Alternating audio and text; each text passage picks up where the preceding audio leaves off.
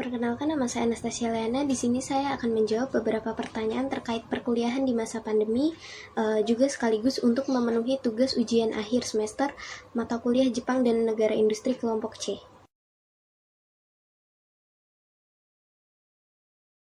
Tema perkuliahan paling menarik menurut saya adalah mengenai restorasi Meiji, di mana dalam restorasi tersebut telah membawa perubahan yang besar bagi negara Jepang.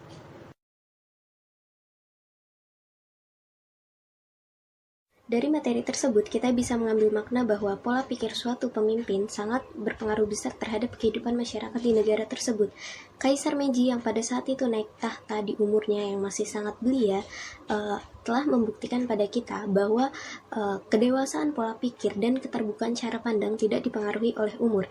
Hal ini sekaligus memotivasi kita sebagai anak muda untuk bisa memiliki cara pandang yang luas, juga pemikiran yang terbuka terhadap dunia.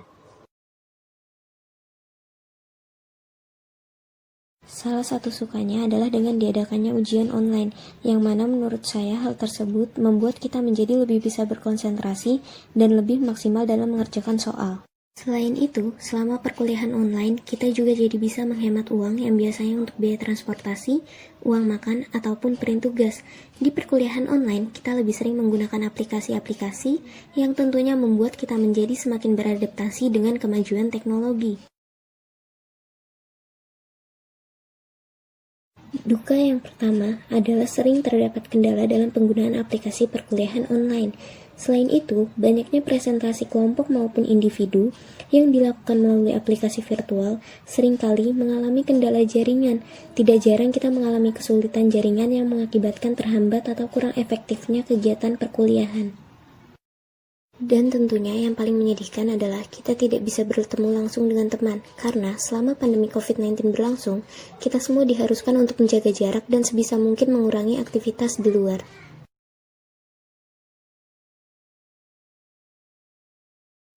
Not all storms come to disrupt your life, some come to clear your path. Dari adanya pandemi ini, kita bisa melakukan banyak evaluasi terhadap diri kita, terhadap hidup kita.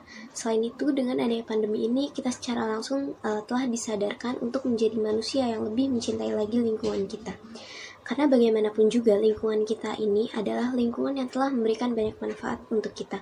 Dan diharapkan di tahun yang baru ini, juga tahun-tahun berikutnya, kita bisa menjadi manusia yang lebih baik lagi. Alasan saya mengapa memberikan video ini dengan judul Turning Point adalah karena pandemi yang terjadi saat ini telah banyak memberikan perubahan terhadap hidup saya maupun terhadap cara pandang saya. Sebelum adanya pandemi ini, ketika ditanya apa cita-cita saya atau ingin jadi apa saya nantinya, sejujurnya saya tidak punya jawaban yang pasti akan hal itu. Namun semenjak adanya pandemi ini dan adanya beberapa peristiwa-peristiwa yang berhasil menyadarkan saya bahwa if I have no plan, I have no control. Hingga akhirnya saya mulai menyadarkan diri saya untuk membuat planning ke depannya. Semenjak saat itu, saya mulai rajin untuk mengikuti kegiatan-kegiatan volunteer ataupun mengajukan untuk program-program magang. Hal itu semata-mata untuk mengetahui di mana ketertarikan ataupun di mana minat saya.